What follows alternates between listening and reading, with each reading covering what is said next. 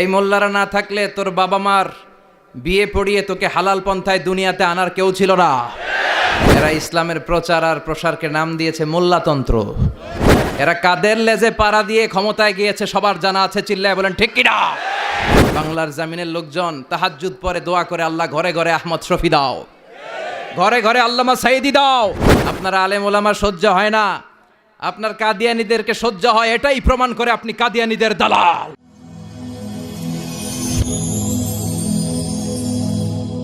Rose TV 24. Enjoy by listening to the Holy Quran. إن الحمد لله نحمده ونستعينه ونستغفره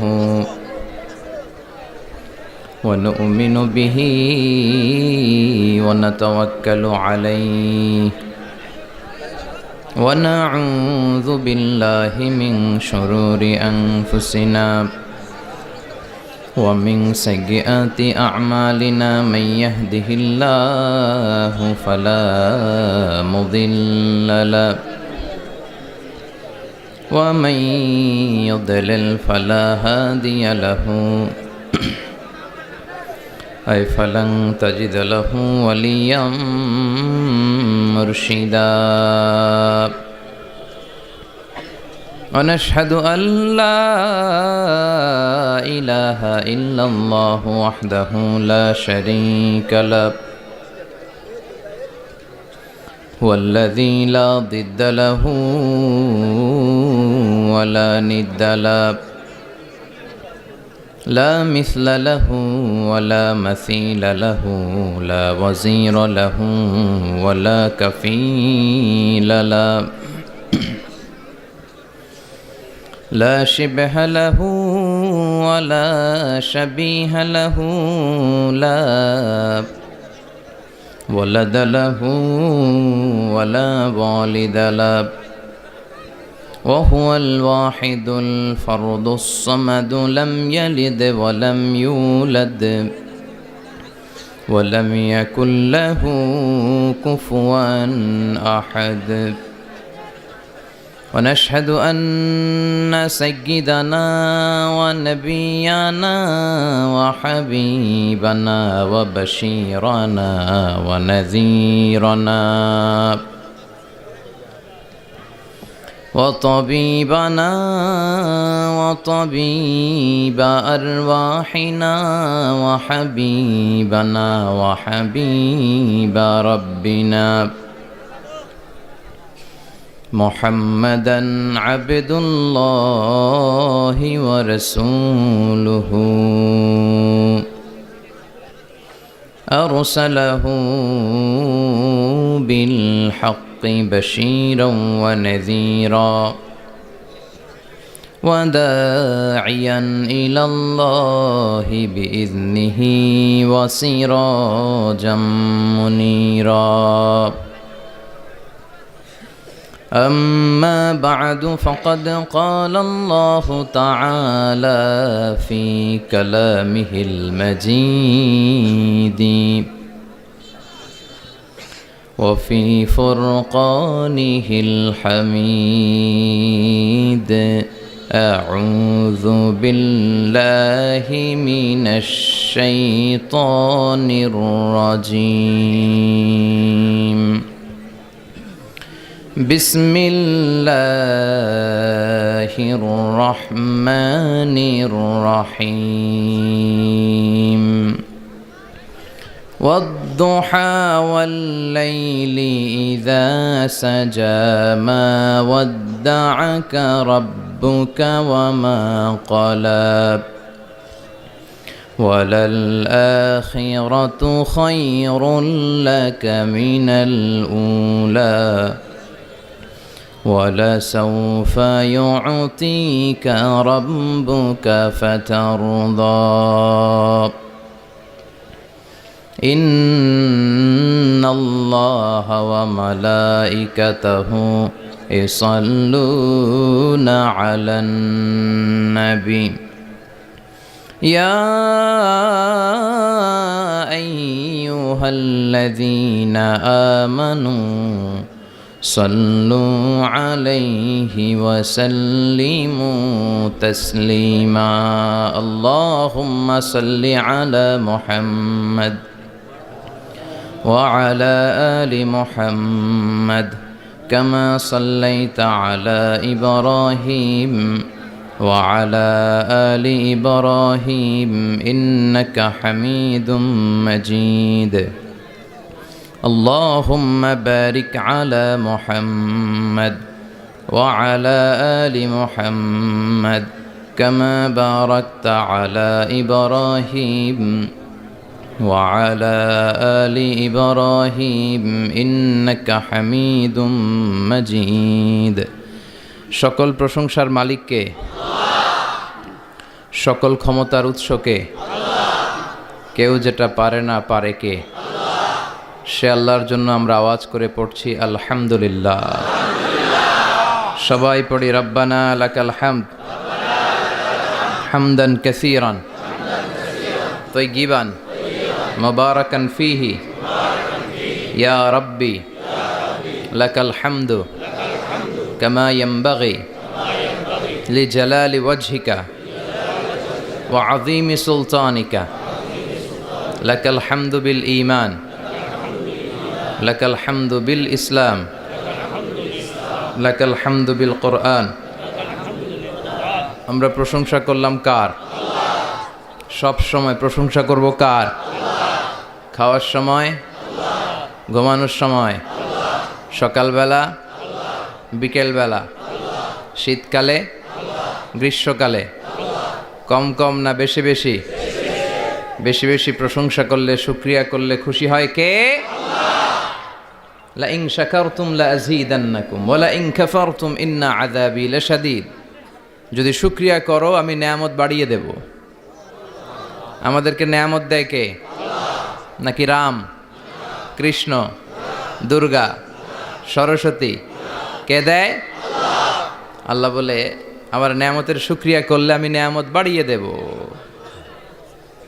নেয়ামত আমি বাড়িয়ে দেব আমার জিকির করলে আমিও তোমাদের স্মরণ করব ফাইন যাকারানি ফি নাফসি যাকারতুহু ফি নাফসি আমার বান্দা যদি একা একা আমারে স্মরণ করে আমি বান্দারে একা একা স্মরণ করি সুবহানাল্লাহ পড়েন মাননীয় প্রধানমন্ত্রী যদি আমারে নিয়ে কথা কয় ডোনাল্ড ট্রাম্প যদি আমারে নিয়ে কথা কয় সৌদি বাদশাহ যদি আমারে নিয়ে কথা বলে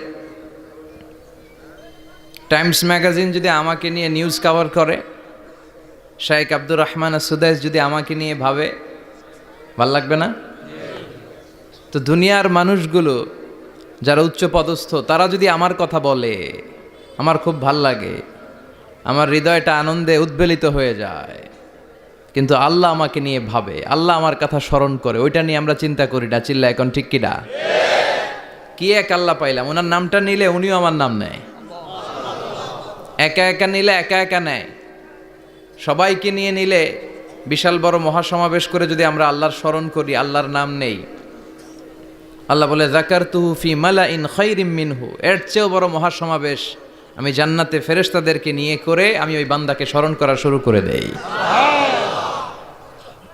আমার বান্দা যদি আমার দিকে এক বিঘত আসতে চায় শেবের এটাতে আরবিতে বলে শেবের এক শিবের আসতে চাইলে আমি বান্দার দিকে এক হাত এগিয়ে যাই বান্দা যদি আমার দিকে এক হাত এগিয়ে আসতে চায় আমি বান্দার দিকে দুই হাত এগিয়ে যাই ওয়া ইন আতানি ইয়ামশি আতাইতুহু হারবালা আমার বান্দা যদি হেঁটে হেঁটে আমার কাছে আসতে চায় আমি আল্লাহ আমার বান্দার কাছে দৌড়ে দৌড়ে যাই কি এক আল্লাহ আমরা পাইছি ফাযকুরুনি ওয়াশকুরুলি ওয়ালা তাকফুরুন আমার স্মরণ করো আমিও তোমাদের স্মরণ করব এজন্য আল্লাহ বলেন শুকরিয়া করো নেয়ামত বাড়িয়ে দেব কেউ আমাদেরকে নেয়ামত দেয় না কেউ আমাদেরকে সুস্থ রাখতে পারে না কেউ আমাদের মনের আশা পূরণ করতে পারে না একজন ছাড়া চিৎকার করে বলতে হবে তিনি কে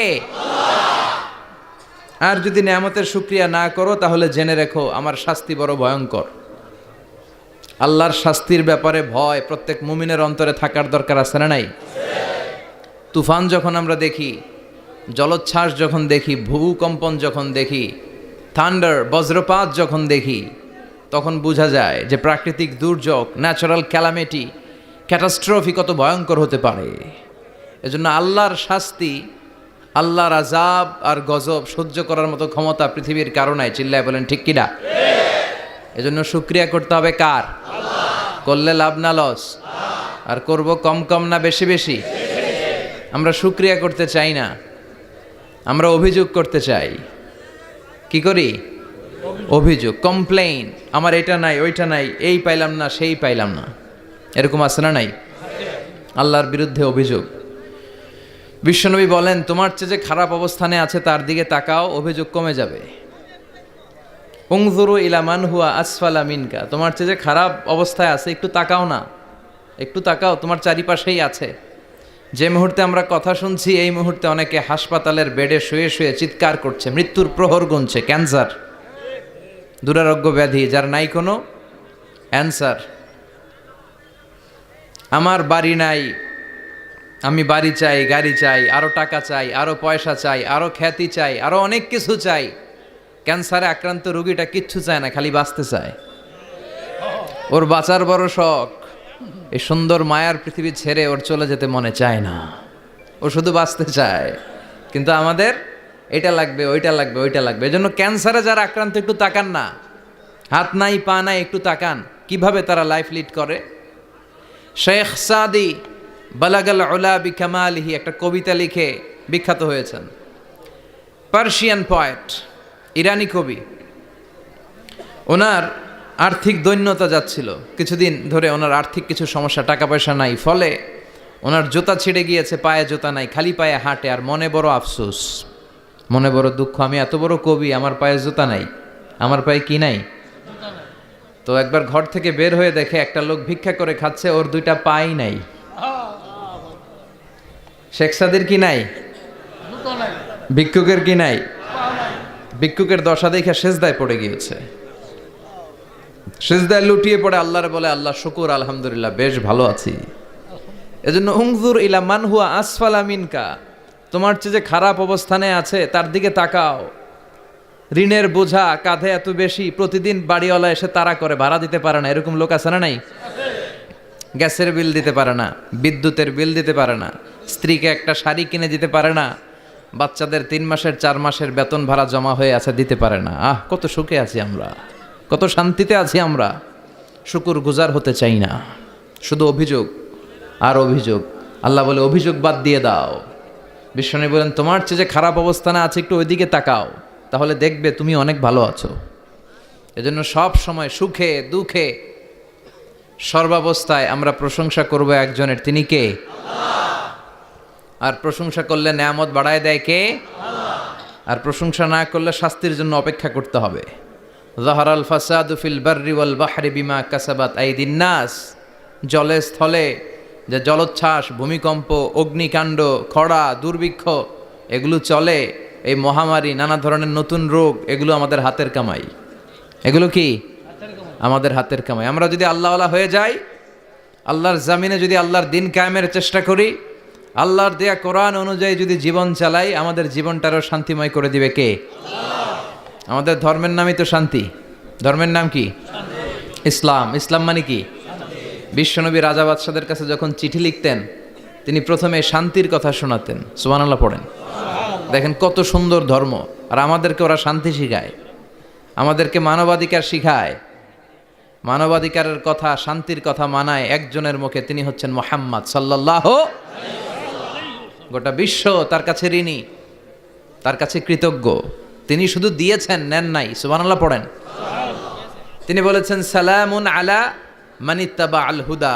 যাদের কাছে বিশ্বনবী চিঠি পাঠাতেন তিনি লিখতেন সালাম, মানে শান্তি, শুরুতেই শান্তি। কাদের প্রতি? আলা মানিত্তাবা আল হুদা, যারা হেদায়েতকে অনুসরণ করে। রাজা বাদশাদের কাছে বিশ্বনবী চিঠি পাঠাতেন, শান্তির বাণী পাঠাতেন, তারপর লিখতেন আসলিম তাসলাম, ইসলাম মানো শান্তিতে থাকবা।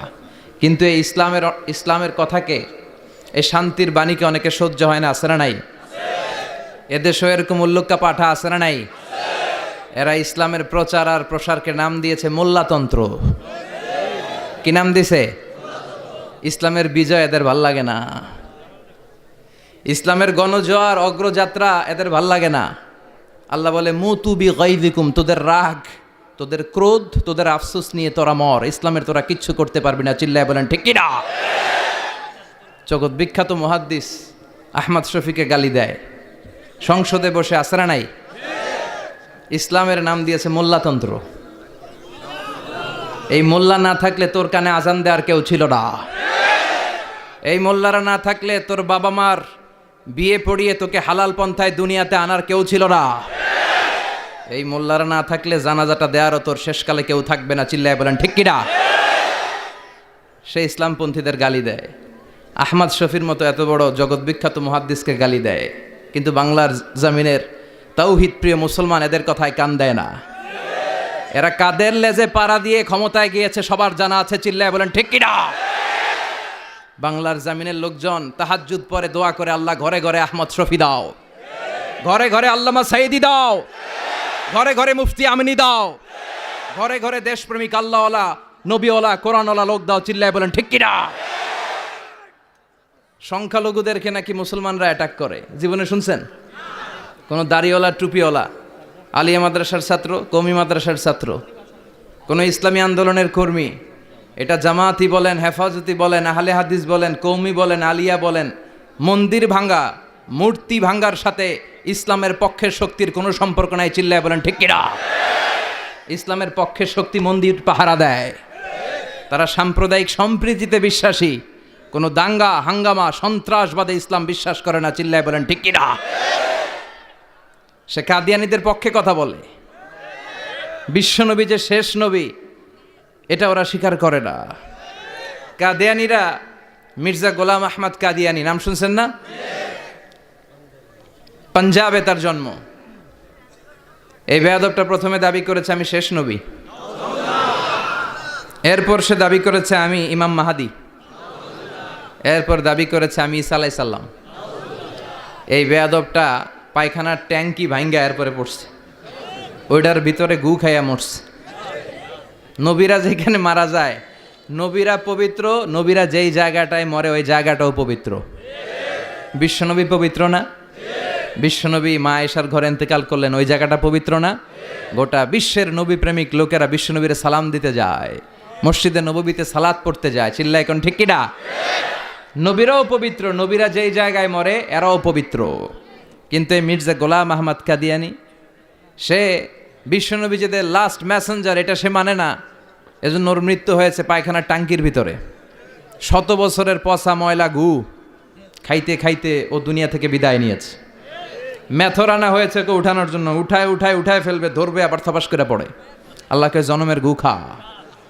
ওই কাদিয়ানীদের পক্ষ নিচ্ছে এই বেয়াদবটা। চিল্লায় এখন ঠিক কিনা?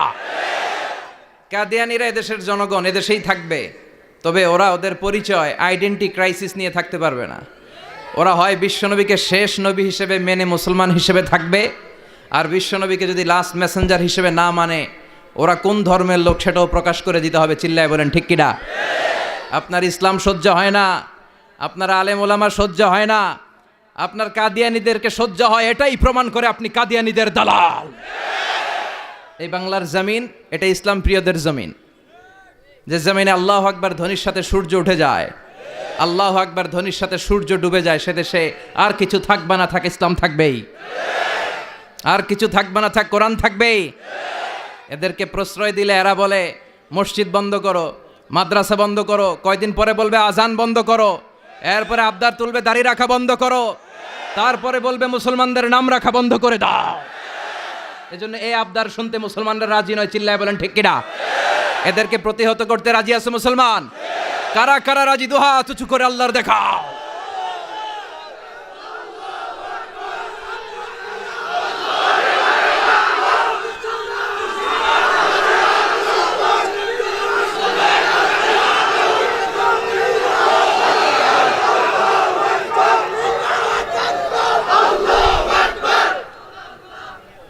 সূর্যরে ভেটকি মারলে সূর্যের কিছু হয়? কথা কন। সূর্যের আপনি ভেটকি মারছেন, আপনার ভেটকি আপনার মুখে। এজন্য ইসলামের আলোকে ওরা নিভিয়ে দিতে চায়। আল্লাহ বলে কিয়ামত পর্যন্ত ইসলামের বিজয়কে আমি আল্লাহ সমুন্নত রাখবো। চিল্লায় বলেন ঠিক কিনা? এই বেয়াদবটা এত বড় আলেমের বিরুদ্ধে কথা বলেছে, সারা বাংলাদেশে যে উত্তাল গণজোয়ার তৈরি হয়েছে, অবস্থা দৃষ্টে মনে হচ্ছে ওই আলেমের পা ধরে ওর মাপ চাওয়া লাগবে। চিল্লা এখন ঠিক কিনা? বাংলাদেশে একটা কথা কয়, নিন্দে পাখি পিন্দে। কথা বলেন। তসলিমা নাসরিন নারীদের নিয়ে বই লিখছে, নারীদের কোনো দেশ নেই। এরপরে বোরকার বিরুদ্ধে কথা লিখছে, শেষ পর্যন্ত সে বাংলাদেশে থাকতে পারে নাই। ওরে যখন ইন্ডিয়াতে লুকিয়ে নেওয়া হয়, ওর গায়ে বোরকা পরিয়ে নেওয়া লেগেছিল। চিল্লায় বলেন ঠিক কিনা? আমরা এদের হেদায়েতের দোয়া করি। আমরা প্রত্যেকের জন্য হেদায়েতের দোয়া করি প্রথমে। আর যদি হেদায়েত নসিবে না থাকে, কারুন, সাদ্দাদ, নমরুদ আর ফেরাউনের যে দশা হয়েছে, বাংলার জমিনের ইসলাম বিরোধী এই বেহায়াদের ওই দশা আল্লাহ তুমি করে দাও। ইসলাম হচ্ছে শান্তির ধর্ম। আমরা সবসময় সাম্প্রদায়িক সম্প্রীতি, ভালোবাসা এটাতে বিশ্বাসী। হিন্দুরা ঢোল বাজায়, আমরা কিছু বলি না। আমরা তাফসীর মাহফিল করি, ওদের যারা ভদ্র তারাও কিছু বলে না। ঠিক কিনা? এই ইসলাম বিরোধীরা এরাই হিন্দু মুসলমানদের মধ্যে যে সম্প্রীতি, এটাকে নষ্ট করতে চায়। কিছুদিন পর পর এরকম কিছু আবাল আর উল্লুক্কা পাঠার আগমন ঘটে। দেশের মানুষের ঘাম ঝরা এই পয়সা দিয়ে সংসদের প্রতিটা সেকেন্ডের, প্রতিটা মিনিটের দাম আছে। তোর মতো বেয়াদবের কথা শোনার জন্য বাংলাদেশ বসে নাই। আল্লাহ এগুলার হেদায়েত দাও। হেদায়েত নাসিবে না থাকলে হালাক করে দাও। সব সময় আমাদেরকে তুমি ইসলামের পক্ষে থাকার তৌফিক দান করো।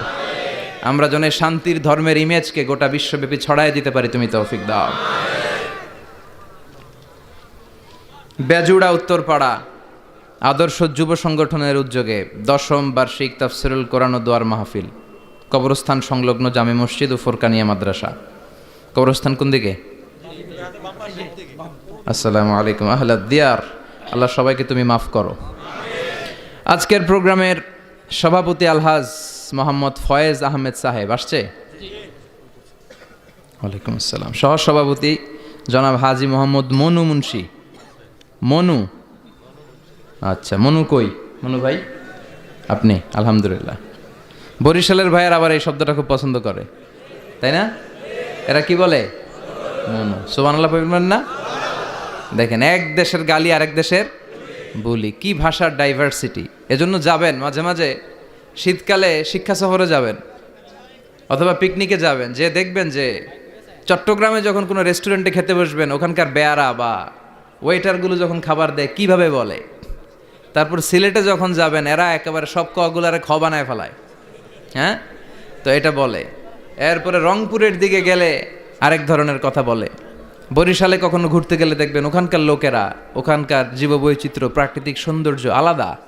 এক বাংলাদেশ, আমাদের দেশটা অনেক ছোট্ট কিন্তু সৌন্দর্যের লীলাভূমি। সুবহানাল্লাহ পড়েন। এমন কিছু নাই যে দেয় নাই। কি পাহাড়, কি সাগর, কি নদী, কি সবুজ। সমস্যা হয়েছে দুর্নীতি। সমস্যাটা কি? আমি 5.5 বছর ধরে মালয়েশিয়াতে থাকি। আল্লাহ মালয়েশিয়ার যা দিছে এর চেয়ে অনেক ঢের গুণ বেশি আমাদেরকে দিয়েছে। আমাদের দেশের পর্যটন মোটেল, পর্যটন কর্পোরেশন আর ট্যুরিজম যে মিনিস্ট্রি আছে, এটা যদি সুন্দর প্ল্যান করে এই দেশটার কাজে লাগাতে পারতো, আমরা ট্যুরিস্টদেরকে জায়গা দিয়ে কুলাতে পারতাম না। আমাদের দেশের ছেলেপেলেরা যেগুলো লেখাপড়া করে না, এগুলো কামলা দিতে যায় বিদেশ। এই দেশটারে সাজাইলে এখানে ট্যুরিজমকে দেখাশোনা করার জন্য আমাদের প্রত্যেকটা ছেলের কর্মসংস্থানের ব্যবস্থা হয়ে যেত। এগুলো নিয়ে চিন্তা নাই। এরা ঘুরতে যায় পৃথিবীর বিভিন্ন দেশে, দেশ নিয়ে চিন্তা নাই। আল্লাহ আমাদের নেতাদেরকে তুমি হেদায়েত দাও। এজন্য ঘুরবেন, দেশটাকে ঘুরবেন। আমি আমার ছোটবেলাতেই পুরো বাংলাদেশ ঘুরে ফেলছি। আমি যখন দাখিল, আলিম, এসএসসি, এইচএসসি দেই, তখনই আমি বাংলাদেশ কাভার। কারণ ঘুরতে খুব পছন্দ হতো। কত সুন্দর দেখার মতো জায়গা আল্লাহ বাংলাদেশে রেখেছে। আপনি পঞ্চগড়ে গেলে দেখবেন কাঞ্চনজঙ্ঘা, ওখানে দাঁড়ালে আকাশটা ক্লিন থাকলে হিমালয়ের পাহাড় দেখা যায়। বাংলাদেশ থেকে দাঁড়িয়ে কাঞ্চনজঙ্ঘা থেকে হিমালয় দেখা যায়। ওই জায়গাটারে যদি ট্যুরিজমের জন্য প্রমোট করা হতো, lakh lakh tourist Europe America থেকে ছুটতো। এখন এই দেশে আসে না, সিকিউরিটি নাই, কোনো নীতিমালা নাই, কোনো নিয়ম কানুন নাই। এজন্য এই দেশে আল্লাহর রহমত নাই।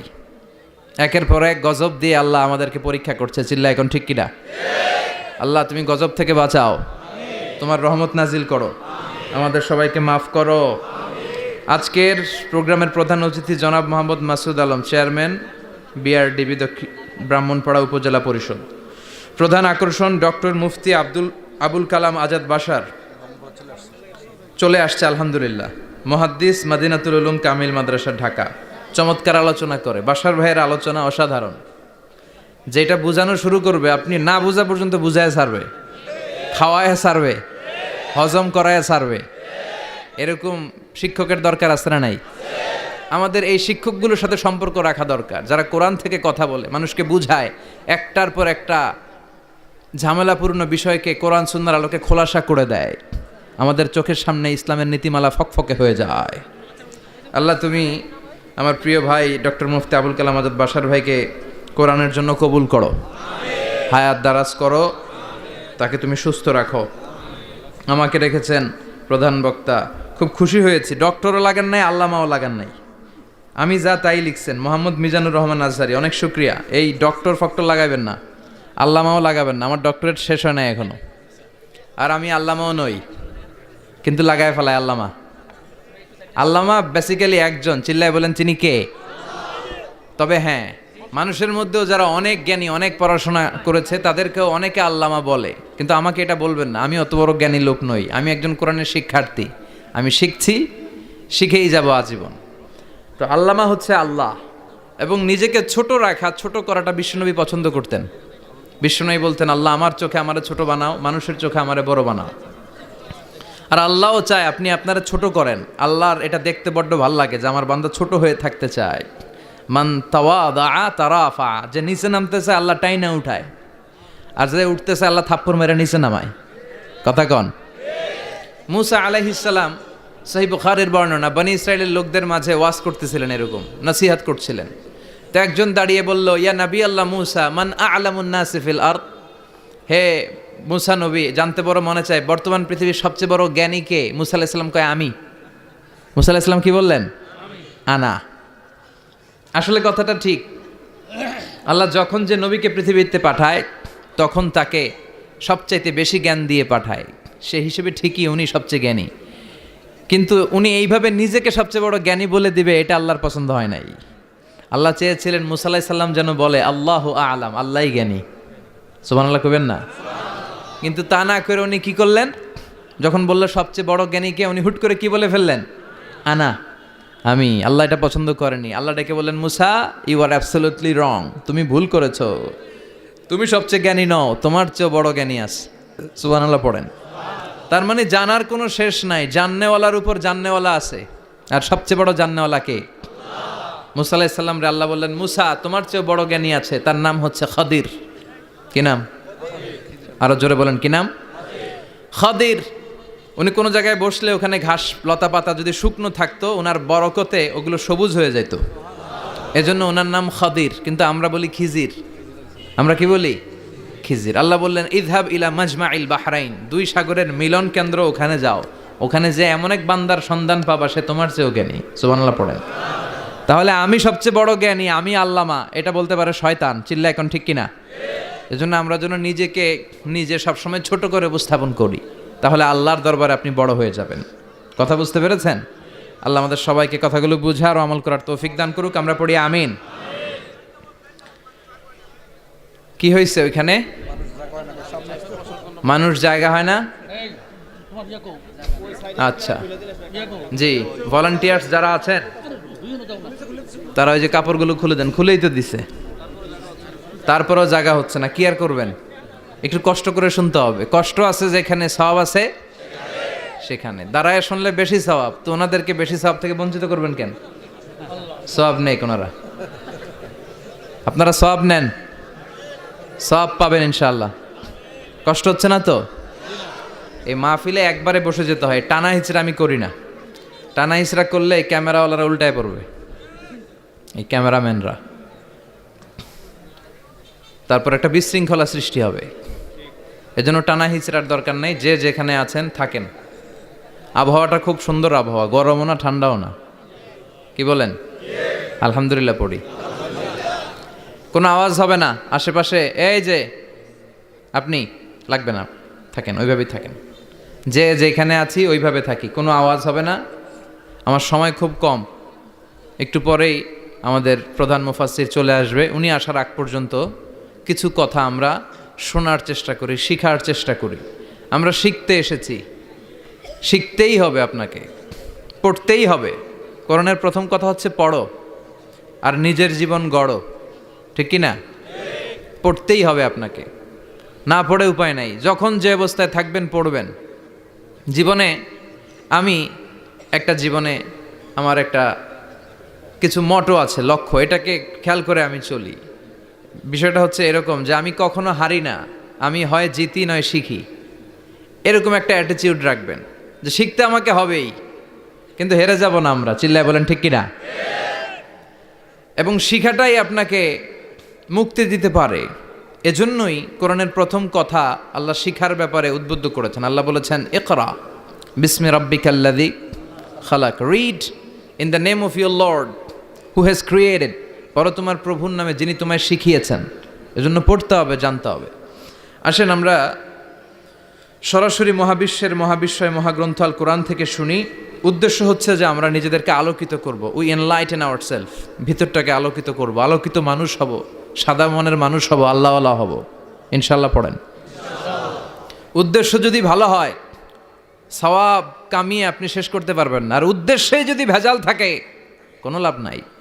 হাবা মানসুরা, সব শেষ। এগুলারে উঠাইলে, মিজানের পাল্লায় উঠালে কোনো ধরনের ওজন হবে না। আজকের এই তাফসির মাহফিলে আমরা এসেছি শিখার জন্য আর একজনকে খুশি করার জন্য। তিনি কে? আল্লাহ তুমি কবুল করো। আমি আপনাদের খেদমতে সূরাতু আদ-দুহা তেলাওয়াত করেছি। এই সূরাটা মুখস্থ আছে না অনেকের? কমন একটা সূরা, প্রায় আমরা সালাতে পড়ি, মক্তবেই তো এগুলো শিখে ফেলছি, ঠিক কি না? তো এই যে সূরাটা খুব বেশি পড়া হয়, খুব বেশি শোনা হয়, আসলে এই সূরায় আল্লাহ কি শিক্ষা কর্মসূচি আমাদেরকে দিলেন জানার দরকার আছে না নাই? আসেন আজকের এই চমৎকার রজনীতে আমরা সূরাতুদ দুহার আলোকে কিছু কথা শুনি। এটা কোরআনের 30তম পাড়ায় অবস্থিত একটা সূরা। কততম পাড়া? এটা মাক্কি সূরা। একটু আওয়াজ করে বলবেন, কি সূরা? এই সূরার আয়াত সংখ্যা 11টি। কয়টি? 11টি। এটা কোরআনের একটা মোটিভেশনাল সূরা। কি সূরা? মোটিভেশনাল। আমরা প্রায় এই শব্দটা শুনি না, মোটিভেশন। এটা কোরআনের মোটিভেশনাল সূরা, অনুপ্রেরণাদায়ক। এই দুইটা সূরা অনুপ্রেরণাদায়ক। ফাইন্নামা আল উসরি ইউসরা, আল্লাহ বলেছেন ফাইন্নামা আল উসরি ইউসরা, কষ্টের পরেই আছে সুখ, কষ্টের পরেই আছে সুখ। আমাদের জীবনে সুখ বেশি, কষ্ট কম। কয়দিন না খেয়েছিলাম, কয়দিন বিপদে পড়ছি, কয়দিন ডাকাইতে ধরছে, 1 মাসের মধ্যে অসুস্থ থাকি কয়দিন আর সুস্থ থাকি কয়দিন, এটা হিসাব করে না। অসুস্থ যে ছিল খালি এটা খেয়াল রাখে, আছে না নাই? তার মানে ইন্নামা আল উসরি ইউসরা, দুঃখের পরে আছে সুখ, মোটিভেশন। প্রাণটা আবার উদ্বেলিত হয়ে ওঠে, তাই তো আসলেই তো দুঃখের পরে সুখ। এজন্য কষ্ট যখন পাবেন, অসুস্থ যখন হবেন, ওইখানেও আনন্দ করবেন, কারণ সামনে আরাম আসতেছে। সুবহানাল্লাহ পড়েন। মুমিনের হারাবার কিছু নাই, দুঃখ পাওয়ার কিছু নাই। মুমিন অসুস্থ হলে অসুস্থতার মাধ্যমে তার রোগের মাধ্যমে তার গুনাহ ঝরে যায়, সে আল্লাহর কাছে প্রিয় হয়ে ওঠে। তা আমাদেরকে কেউ হারাইতে পারে? কথা বলেন, আমাদের কেউ ভয় দেখাইতে পারে? মোটিভেশনাল সূরা, সূরাতুল ইনশিরাহ আর সূরাতুদ দুহা।